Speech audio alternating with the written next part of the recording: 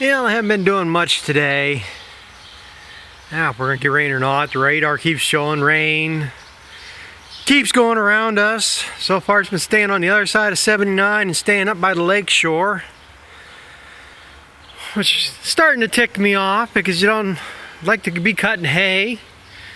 But they got weather like this every day for this week. We didn't get nothing to speak of yesterday. Should have been picking up hay today, but like I say, radar kept showing rain. I don't want to have it stacked on the wagon, get rained out.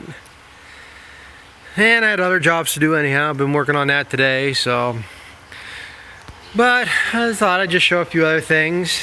Like, little nitwit here. This will be the only cow that gets to stay if I have to sell everything. I don't know why she likes me so much, but she is my big baby.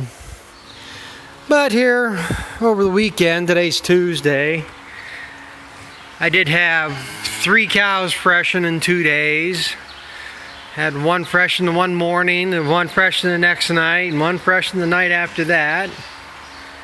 And got a few calves here. I debated about showing them because some of them had some problems here, or this one had problems, but he's straightened out. This is a shorthorn bull, and he couldn't stand there for a couple days. He got, I would say, how do you explain it, but I think he was twisted wrong inside the cow, and instead of having his legs tucked back like they normally would lay or straight out, he was in a position where probably his ankle joint was kind of cocked back. Well, he couldn't put no pressure on his front feet, and his front hoofs would just keep buckling on him and he'd fall down. And that's what they call weak fetlocks. And that's something they usually grow out of. You know, like I say, it usually takes a day or two. And you can see he has no problems here now. And that was one of them there. Why are you being a pain here? Why are you following me? And then the neighbor brought me another heifer. That one right there. And, alright, you can stay here and help. This is one. He didn't get no heifer calves here in the last year to show at the fairs. So he went to the local 4-H sale, tried to buy a heifer calf. And they were bringing as much as cows were. So he went over to another sale over in Ohio, and he did buy his calf, but that Jersey right there he bought for $600. First calf heifer. He actually bought 2. He bought another one I think he said $600 for. They said the sale paper said she was due in August. He gets to the sale, and they moved the date up 2 weeks. Well, this isn't August. He brought her over because it looked like she was bagging up. And she had a bull calf. The day she was the next day. He brought her over one day, and that was the second calf that night. And then the next day I come back from baling hay, and one of the cows we have here, actually that cow there, had twin Jersey heifers. And that's the neighbor's cow there too, so he ought to be happy. He got twin Jerseys. Well, I don't know if he's happy about the twins, but he got his heifers. And it's a good thing that they're both heifers. If one's a bull and one a heifer, pretty good chance the heifer's going to be, what's the word I want to look for? Basically, it's referred to as a free martin. She's not going to, more than likely she'll never breed. She'll be sterile, I guess, basically what she'll be. Still a chance being twin heifers, but pretty good chance that they'll be just fine. So, hopefully he takes them home here pretty soon. Well, little dinky things, I mean, They barely even come up to my knee.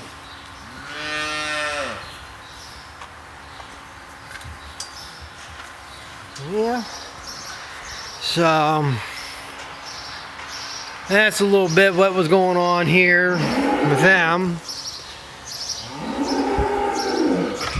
As I say, just been monkeying with the other stuff today.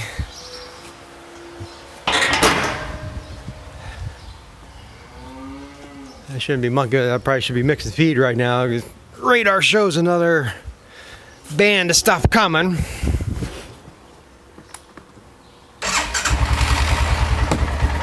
Monkeyed around doing some spraying here yesterday around the barnyard and stuff.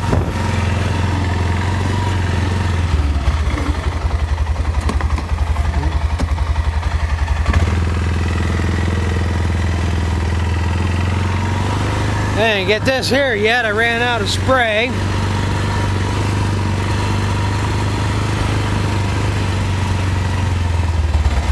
But you can see them burdocks starting to curl up. Some of them are starting to curl up.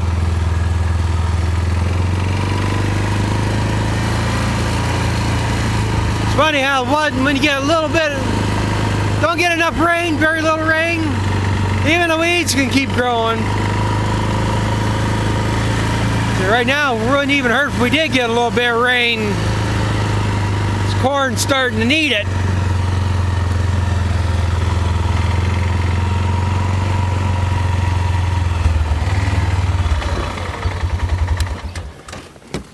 But yeah, Sunday I sprayed my corn. I got everything here up here sprayed, but I haven't got down to my cousin's yet. I planted that later. I'm starting to hear thunder. But you can see this stuff is taking a hit, the ragweed. It's got burnt back. I mean, like I said, it needs a little bit of rain here right now and that'll really accelerate it. It's like the corn. Yeah, it's just barely making knee high here right now. Like I say, it needs rain.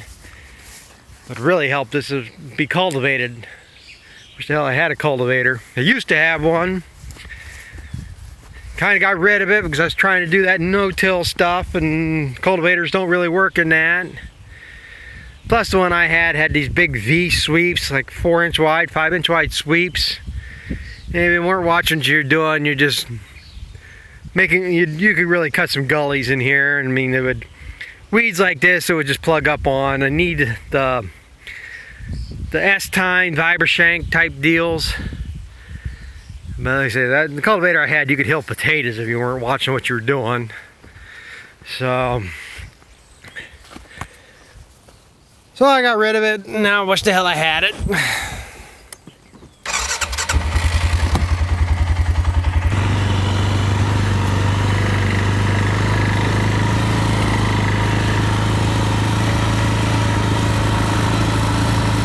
Darker down to the south.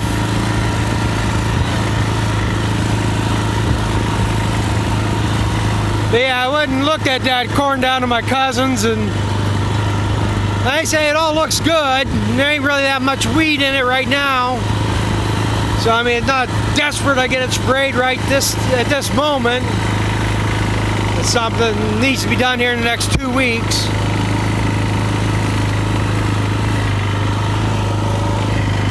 This corn's doing a lot better back here.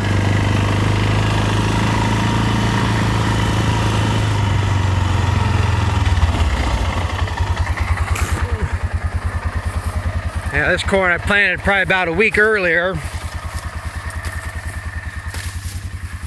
And this here, like I say, this is mid-thigh here. But yeah, you can see stuff starting to curl up. Get a rain on this in 2 or 3 days, it'll be browning right up. Like I say, this is that Hubner corn here.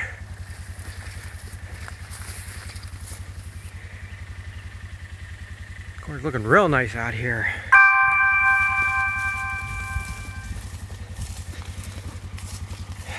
Yeah, like I say, I hope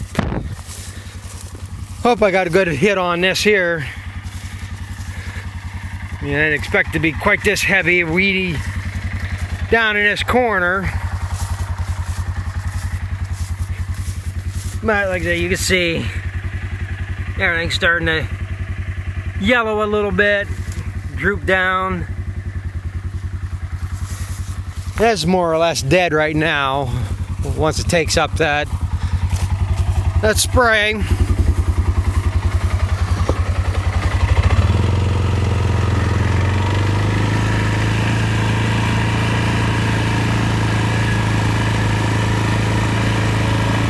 Yeah, but we'd get 3 or 4/10 of an inch of rain. This corn would probably double up in size in a day or two. That really started to turn there.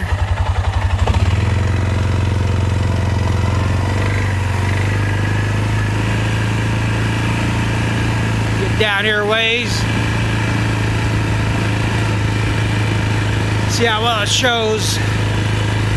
This is something I didn't expect to see here this early.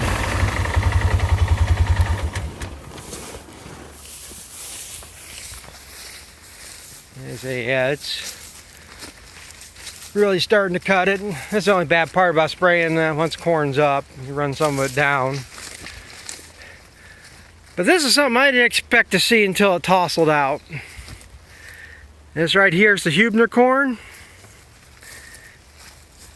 This is the mycogen corn. And for those who haven't watched, but here just started watching the last couple of videos. When I planted corn, I started out, this is corn I had left from last year. And I planted a field on the other corner of the road. And then when I got done there, I still had seed left. Not much, but it's some. So I emptied all the seed boxes into one row. And then I put a bag of this seed in the other 3 boxes. So 1, 2, 3, 4. These are 4 passes on the planter. 1, 2, 3. So every time going up and coming down, it puts 2 rows together of that mycogen. And that's the way it came across, like this.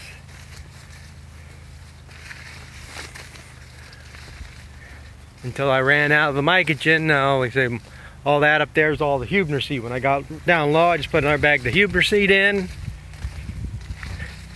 So yeah, we got 2 rows like that now. The way this worked out, the way I passed through here, this is the row of mycogen. This is all Huebner. And this row would be a row of mycogen. It's just the way the planter pass worked. Yeah, got them good. But I didn't expect to be able to see this until the corn tousled out, if I could tell the difference. Because sometimes some corns have like a red tassel, some have a white tassel. So, but like I said, I didn't expect just the leaf structure of the corn. You know, this would be a longer, narrower leaf. And it might be showing up more here now because like I said, we are fairly dry. And this corn might be more of a drought tolerant corn than this one. Like I said, I don't think we're anywhere near drought. Yeah, we are getting pretty dry down there. We had very, very light spotty rain here in the last, it was a week ago, Monday. It was last Monday when I went to get hydraulic hoses made. I got caught up in a rainstorm. We probably in a 10-minute drive, I got 2 inches of rain. It just poured. And then I mowed hay the next day because like I said, most of it probably just ran off. But for the most part, this corn's looking pretty good. So yeah, like I say, in about another week, a lot of this weed stuff will be brown. And I can come out here with the brush hog. I didn't care if I killed this off. I sprayed through here. Some of this is going to brown up, but like I said, didn't care if I killed clear back into there. because I can always mow this off. But that's just a little update of the calves I've had and how some of this corn is looking. Crawford County corn is probably half as tall as this.